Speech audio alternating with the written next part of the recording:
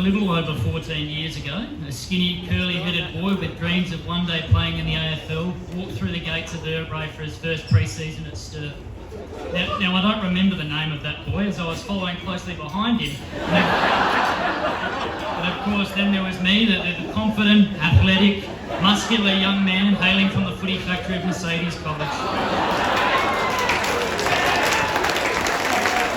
I was and still clearly nothing like that scrawny kid. But what I did have was a dream to play in the AFL.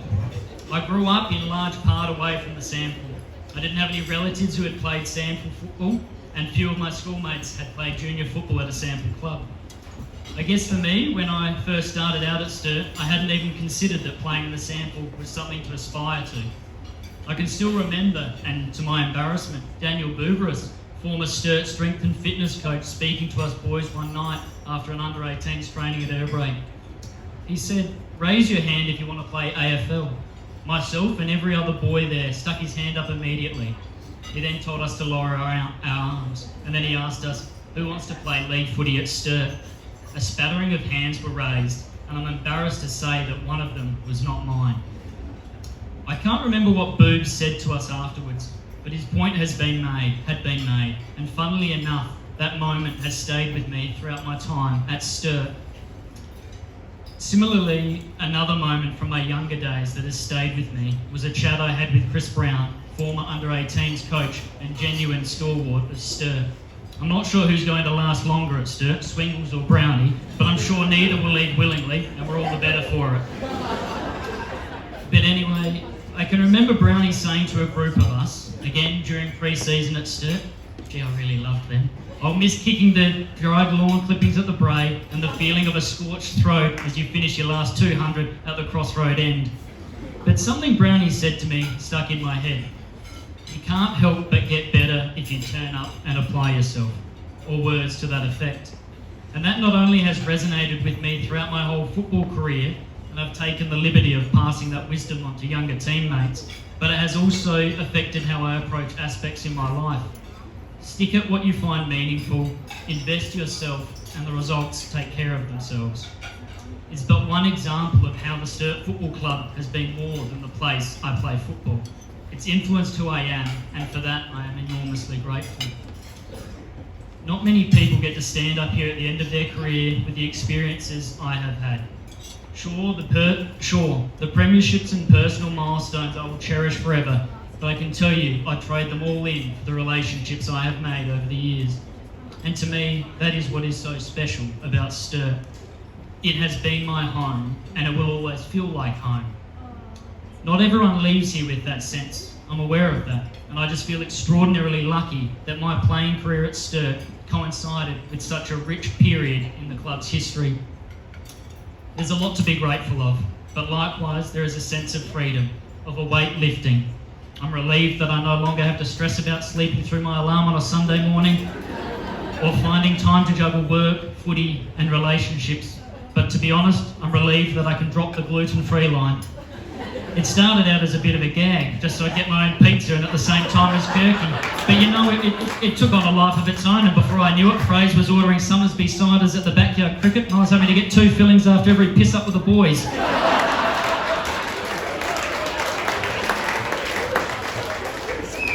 I'm surprised it took until this year for anyone to catch on, Chicken Carey, and I'm sorry to any of the other boys who were thinking of pulling a stunt like that. So I'm glad I can stop that, and in fact I'm looking forward to having a beer with many of you tonight. I like a beer. On that note, I'd like to say a few thank yous. Firstly, to every player I have had the joy of running out alongside with, those here tonight and many of my best friends who've recently hung up the boots. Thanks for giving me a kick and for the fun we had over the years.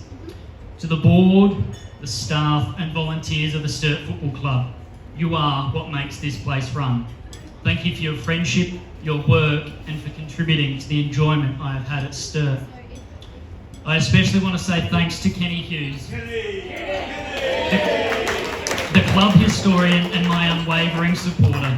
It's been terrific to have you as my player sponsor for the past 11 years, and my only regret is I didn't take you up on your goal kicking advice earlier. Thank you. I'd also like to say a special thank you to Rowie, David Rowe, former team manager and general good guy. Thank you for your storytelling, your friendship and your ear over the years. I'd also like to say a huge thank you to my mum, dad, and in particular my siblings Lisa, Luke and Sarah, who have been and continue to be such strong supporters of me. Thanks for putting up with the late night dinners after footy training when I still lived at home, my pre-game pedantics and your love. To Tess, we've had a bit of a funny journey and I'm so disappointed that events of this year have kept us apart, but I'm looking forward to spending some more time with you and for what the future holds. To my Popper, for your enthusiasm and excitement, thank you. Seeing you at the Northern End at the end of the 2017 Premiership is a moment that I hope will last in my memory for a lifetime. To the current playing and coaching group, thank you for this past year. I have had an absolute ball getting to know you, and thank you for letting me impart a little bit of myself onto you all. You've got a great couple of years ahead of you. Embrace the mantle of playing for the Sturt Football Club as you are now its custodians. Make of it what you will, own your decisions, and I'm sure success beckons. Now you may have lost your dad, but you've got a hell of a bunch of brothers.